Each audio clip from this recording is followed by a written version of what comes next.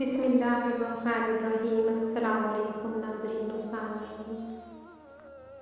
بنی اسرائیل کا ذکر قرآن کریم میں بار بار کیوں کیا گیا ہے؟ تم جب بنی اسرائیل کا قصہ پڑھنا تب تم وہاں خود کو رکھ کے سوچنا کہ اللہ نے بنی اسرائیل کے بارے میں اتنی باتیں کیوں کی ہیں، کیونکہ اس میں تمہارا بھی قصہ ہے۔ تم بھی کہیں بنی اسرائیل جیسے نہ ہو جاؤ، اسی لیے اللہ نے ان کا بہت ذکر کیا ہے۔ تمہیں پتہ ہے، آج میں نے بنی اسرائیل کا قصہ پڑھا۔ تم یقین کرو جب اللہ تمہیں ان کے بارے میں بتائیں گے نا، تب تم خاموش ہو کر ان کے رویوں اور اپنے رویوں کا موازنہ کرنا۔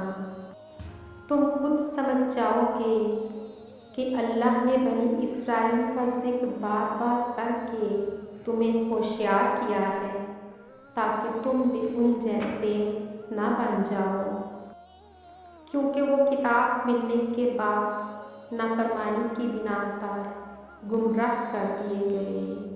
انہوں نے اپنے رسولوں کی نافرمانی کی تو اللہ نے انہیں ان کی نافرمانی میں مزید بڑھا دیا تاکہ جب وہ ان کی پکڑ کریں تو وہ بے بس ہو جائیں۔ وہ معلوم ہے کیسی قوم تھی؟ بالکل جیسے اب ہماری امت مسلمہ ہے۔ میں نے ان کا موازنہ خود سے اور اپنی امت سے کیا ہے، تو میں سچ کہہ رہی ہوں، میں نے وہ تمام برائیاں خود میں اور ابھی کے مسلمانوں میں پائیں۔ تب مجھے سمجھ آیا کہ اللہ نے بنی اسرائیل کا ذکر اتنا کیوں کیا ہے۔ مگر اللہ کی رحمت تو دیکھو کہ جب انہوں نے موسیٰ کے جانے کے بعد ان کے پیچھے بچڑے کو معبود بنا لیا، تب بھی اللہ نے انہیں معافی مانگنے کا طریقہ سکھایا تاکہ وہ شکر گزاری کریں، مگر وہ سرکشی میں آگے بڑھنے والی قوم تھی، وہ نہ رکی۔ جب انہوں نے اللہ کو دیکھنے کی خواہش ظاہر کی تب ان پر بجلی آ لپکی۔ پھر رحمان کی رحمت تو دیکھو، اس نے پھر سے انہیں زندہ کیا اور نشانی دکھائی کہ وہ موت کے بعد زندگی دینے پر قادر ہے، اور اس نے اتنی بڑی گستاخی پر بھی معاف کر دیا تاکہ وہ شکر گزاری کریں، مگر انہوں نے پھر سے نافرمانی کی۔ جب اللہ نے انہیں من و سلویٰ جیسی نعمت سے نوازا تب وہ بجائے شکر گزاری کے کفران نعمت پر اتر آئے۔ وہ آسمانی غذا کے بدلے زمینی غذا کے طالب بن گئے۔ تم جب ان کا قصہ پڑھنا تب خود کو دیکھنا، کیونکہ اس میں تمہارا ذکر ہے۔ جیسے انہوں نے بچڑے کو اپنا معبود بنایا تھا، ویسے ہی تمہارے دلوں میں بھی بچڑے ہیں۔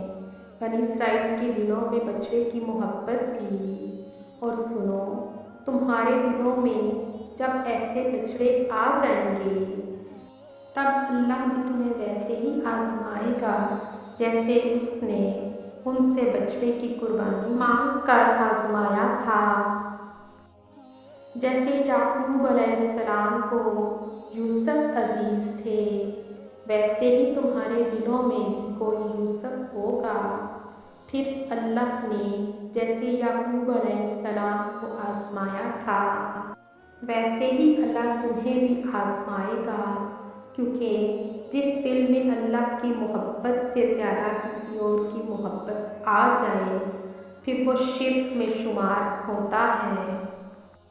اب دیکھو، تم بنی اسرائیل کی ایک اور نافرمانی، انہیں آخری رسول کی آمد کا علم تھا، مگر جب رسول اللہ صلی اللہ علیہ وآلہ وسلم کو نبوت عطا کی گئی تب انہوں نے حسد و بغض کی بنا پر ان کا انکار کیا، کیونکہ انہیں یہ بات پسند نہ آئی کہ اللہ نے نبی بجائے بنی اسرائیل کے بنی اسماعیل کو عطا کیا۔ تمہیں پتہ ہے ان کے دلوں کی کیا بیماری تھی؟ وہ حسد اور بغض کی بیماری میں مبتلا تھے۔ ان کا مسئلہ انا اور ضد تھی۔ دیکھو کہیں تم بھی اس بیماری میں مبتلا تو نہیں ہو، کیونکہ دلوں کی بیماری بہت بری بیماری ہوتی ہے۔ میں نے بنی اسرائیل کے قصے سے بہت کچھ سیکھا ہے۔ سنو، تمہیں جب وقت ملے تو تم بھی ان کا قصہ پڑھنا۔ بنی اسرائیل کے اس قصے سے بہت کچھ سیکھنا، کیونکہ ایمان والوں کے لیے قصص الانبیاء میں بہت سی نشانیاں ہیں جن سے سبق حاصل کر کے وہ صراط مستقیم پر چل سکتے ہیں۔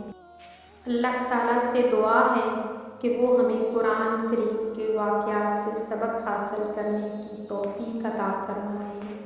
آمین یا رب العالمین۔